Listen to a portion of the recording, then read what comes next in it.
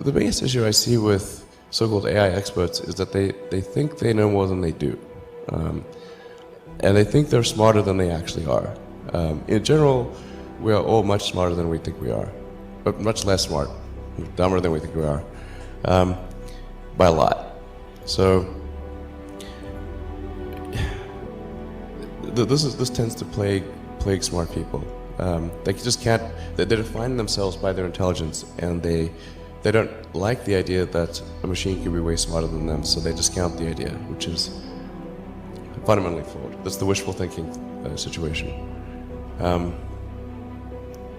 I'm really quite close to, I'm very close to the cutting edge in AI, and it scares the hell out of me. It's capable of vastly more than almost anyone knows, and the rate of improvement is exponential. You can see this in things like AlphaGo, which went from, in the span of maybe 6 to 9 months, it went from being unable to beat even a reasonably good Go player to then beating the European world champion, who was ranked 600, then beating Lisa Doll 4-5, who had been world champion for many years, then beating the current world champion, then beating everyone while playing simultaneously. Then there was AlphaZero, which crushed AlphaGo 100-0. And AlphaZero just learned by playing itself, and it can play basically any game that you put the rules in for. Whatever rules you give it, just literally read the rules, play the game, and be superhuman for any game. Nobody expected that rate of improvement. If you ask those same experts who think AI is not progressing at the rate that I'm saying, I think you will find that their predictions for things like Go and other AI advancements have their batting average is quite weak. It's not good. We'll see this also with self-driving. NHTSA did a study on Tesla's Autopilot version 1, which is relatively primitive, and found that it was a 45% reduction in highway accidents. And that's despite Autopilot 1 being just version 1. So the rate of improvement is really dramatic. I think that's the single biggest existential crisis that we face, and the most pressing one. I'm not normally an advocate of regulation and oversight. I mean, I think one should generally err on the side of minimizing those things. But this is a case where you have a very serious danger to the public. And therefore there needs to be a public body that has insight and then oversight to confirm that everyone is developing AI safely. This is extremely important. I think the danger of AI is much greater than the danger of nuclear warheads by a lot. And nobody would suggest that we allow anyone to just build nuclear warheads if they want. That would be insane. And mark my words, AI is far more dangerous than nukes. Far. So why do we have no regulatory oversight? This is insane. I'm not really all that worried about the short-term stuff. Things that are... like narrow AI is not a species-level risk. It will result in dislocation, in lost jobs, and sort of better weaponry and that kind of thing. But it is not a fundamental species-level risk, whereas digital superintelligence is. So it's really all about laying the groundwork to make sure that if humanity collectively decides that creating digital superintelligence is the right move, then we should do so very, very carefully. Very, very carefully. This is the most important thing that we could possibly do.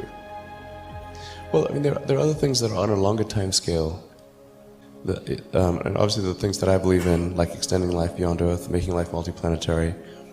I'm a big believer in sort of Asimov's Foundation series, or the principle that you really want to, I recommend reading the Foundation series, but it's like if you know that there's likely to be, we don't know, but there's likely to be another Dark Ages, which it seems, my guess is there probably will be at some point. I'm not predicting that about to enter the dark ages, but that there's some probability that we will, particularly if there's a third world war. Then we want to make sure that there's enough of a seed of human civilization somewhere else to bring civilization back, and perhaps shorten the length of the dark ages. I think that's why it's important to get a self-sustaining base, ideally on Mars, because Mars is far enough away from Earth that a war on Earth, the Mars base might survive. It's more likely to survive than a moon base.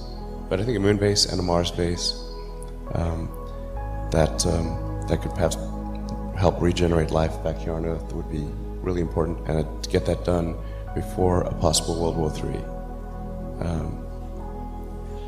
Last century we had 2 massive world wars, 3 if you count the Cold War. I think it's unlikely that we will never have another world war again. There probably will be at some point. Yeah, it just could be radioactive rubble. So, again, I'm not predicting. It just seems like, well, if you say given enough time, will it be? Most likely, given enough time. This has been our pattern in the past. But I think that sustainable energy is also obviously really important. It's tautological. If it's not sustainable, it's unsustainable. Well, I think that the core technologies are there with the wind, solar, with batteries.